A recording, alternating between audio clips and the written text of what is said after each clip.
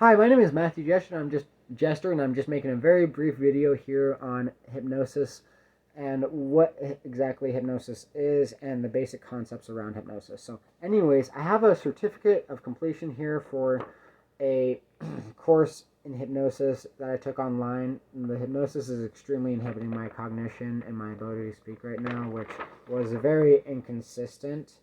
But it's consistently happened in the last two videos at the very beginning when I would be trying to talk about my name and the certificate of completion. So anyways, this just proves that I have a level of competency in the field of hypnosis. I passed the testing, the exams, the, extensive courses, rather actually comprehensive hypnosis course. It was not just like a 2 or 3 day hypnosis course. Anyways, so I'll get started in the introduction now. Please watch my video, Hypnosis, Abuse, and Speech Inhibition. I will leave a link in the description. I will also leave additional links in the description of other relevant videos. I've been abused with hypnosis, and my ability to speak is being inhibited with hypnosis, which is why I have to read everything when I make videos. If you notice me stuttering, speaking slowly, being unable to speak clearly, or any other difficulty speaking, I explain how this is being done to me in my video, Hypnosis, Abuse, and Speech Inhibition.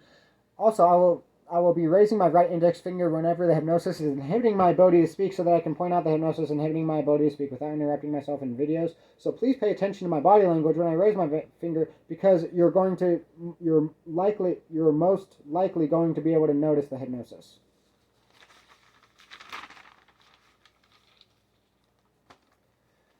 The first theory is that hypnosis is the same thing as trance. Depending on how you define hypnosis, you could use the terms trance and hypnosis interchangeably, although I personally differentiate, as not all trances will increase an individual's susceptibility to accepting post-hypnotic suggestions or hypnotic commands like hypnosis is intended to. There is no official definition of hypnosis that is recognized by the scientific community as a whole, so either definition is technically not incorrect.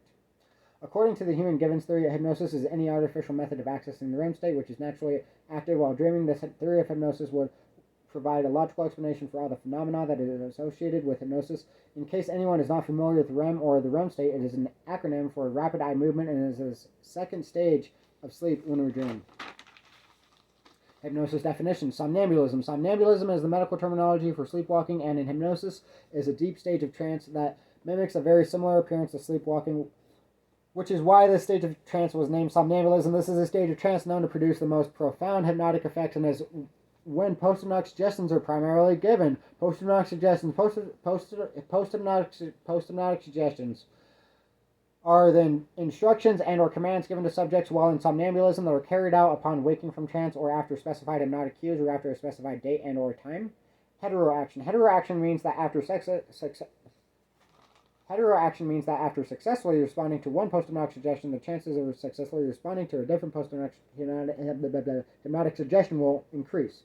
I also want to point out, I've been cued to, have difficulties and speech pattern interruptions and the same parts of every single video that I've been making so far. Just pointing that out. Homoaction. Homoaction means that repetition of a post-hypnotic suggestion will result in a stronger or more intense response to the post-hypnotic suggestion. Critical factor or critical faculty. The critical factor or critical faculty is not a part of the brain or a tangible object. It is just a concept, although a very real concept, just like time, the conscious mind, or the unconscious mind.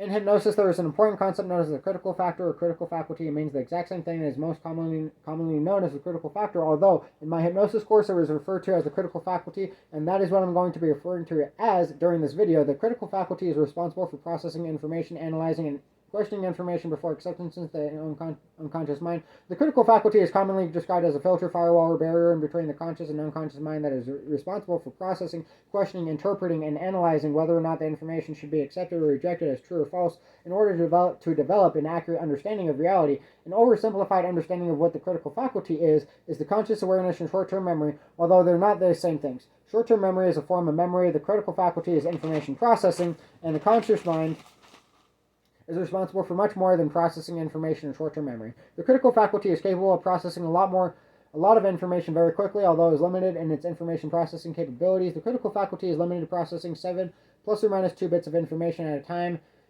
or 5 to 9 bits of information at a time. Very similar to the short-term memory in regards to remembering phone numbers, children under the age of 7 have underdeveloped critical faculties that readily accept information without questioning, processing, analyzing, or interrupting the information. An example of this would be how children will believe in the Easter Bunny, Santa Claus, and the Tooth Fairy. In the deep hypnotic trance known as somnambulism, the critical faculty can be less capable of rejecting information than that of a small child's. Hypnosis will bypass the critical faculty in a variety of ways so that suggestions will be accepted by the unconscious mind without being questioned or analyzed. Common methods for this include distraction, overwhelming processing capability, and shock. In Ericksonian hypnosis and subliminal messaging, the critical faculty is often bypassed by distracting and consuming conscious attention to an overwhelming extent that no conscious attention is drawn to the post-hypnotic suggestions or subliminal messages that are involuntarily accepted by the unconscious mind because the ability to process and or question the information is bypassed.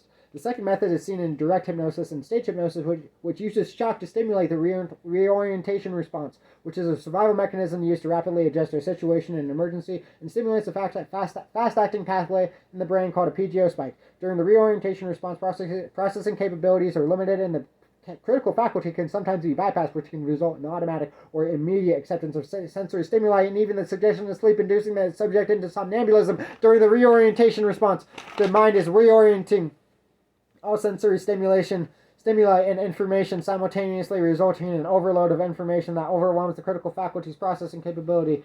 Stimulating the reorientation responses and PGO spike is often used in rapid inductions to induce somnambulism in less than 5 minutes and used in instant inductions to induce somnambulism in less than 1 minute.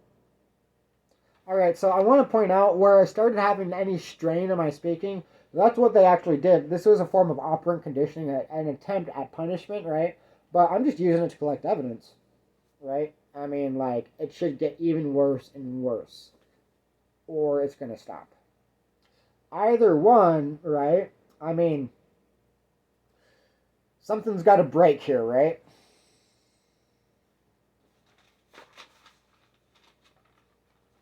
So anyways, thanks for watching the video.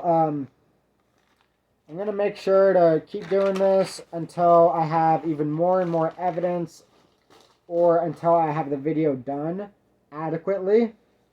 So thank you for watching the video.